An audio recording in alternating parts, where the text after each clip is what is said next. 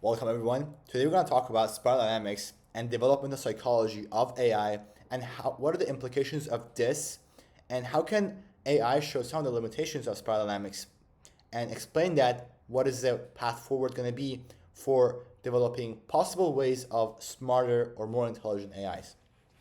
But the first concept is the spiral dynamics. This model shows the developmental psychology of humans, and we're going to give you a small intro here, but I highly recommend you to go and research this topic because it's very important and possibly life-changing material. Spiral dynamics is about developing through different stages of the spiral. So imagine you first are born in a very hostile environment. There is no food, there is no shelter. All you care about is to get those two. You don't care about anything else. You just want to survive. And let's say after some time, the environment gets better.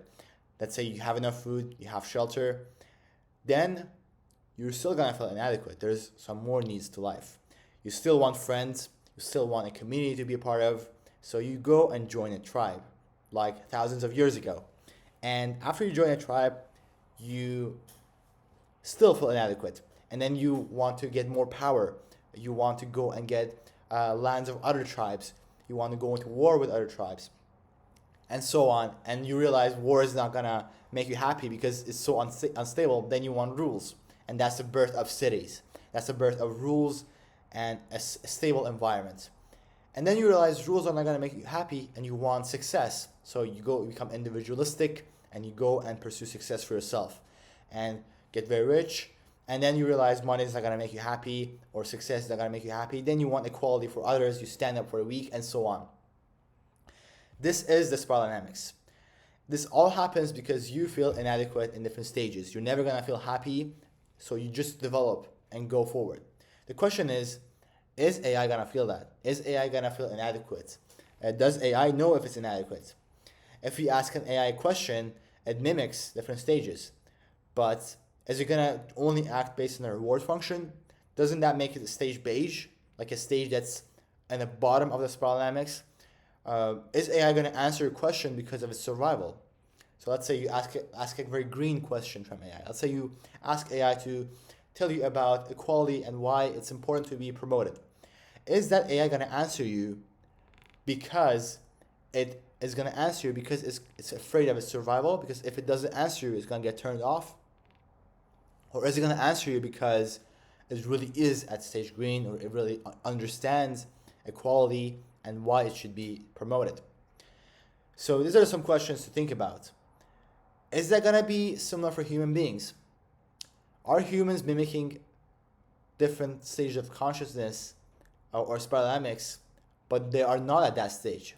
Let's say, is a corporate environment developing ESG or some green policies because of profits, which is a spiral dynamic stage orange, not stage green, or because of investments? Or is it actually because that company is at that stage? Does mimicking a stage make you be at that stage of spiral dynamics? That's how AI links to these ideas. And if you think about human beings, the way they actually develop, the way they really develop, is really not by mimicking. It's the sense of inadequacy. It's the sense of not being fulfilled. But does AI have a sense of fulfillment? How would that be possibly a function for AI to create, or a structure for AI to create, to be self-improving or to become more intelligent? And even though, let's say, if we create a more intelligent AI, how can we measure that intelligence? Because it could just be better at mimicking a different level of development.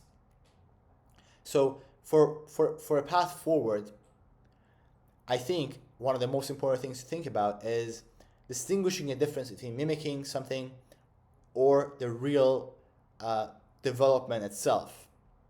For instance, humans' real development is between a stage that's, let's say, a person who is going after success or after academic success. After a while, that person gets tired of it because it doesn't feel adequate. It feels that there is something more to life. And then after achieving that success, I realized that maybe it's better to teach others. Maybe it's better to stand up for the people who are not represented. And that's real development for humans. Is this going to be the same for AI development in terms of knowledge, in terms of intelligence, in terms of moving forward, or no?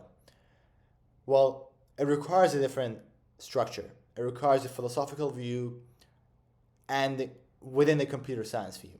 So for those of you philosophers or computer scientists or psychologists, these are some room for thought and some room for improvement of the current models that we have. And let me know if you want to challenge some of those ideas or if you think there are some other things to be considered in those questions. Until next time.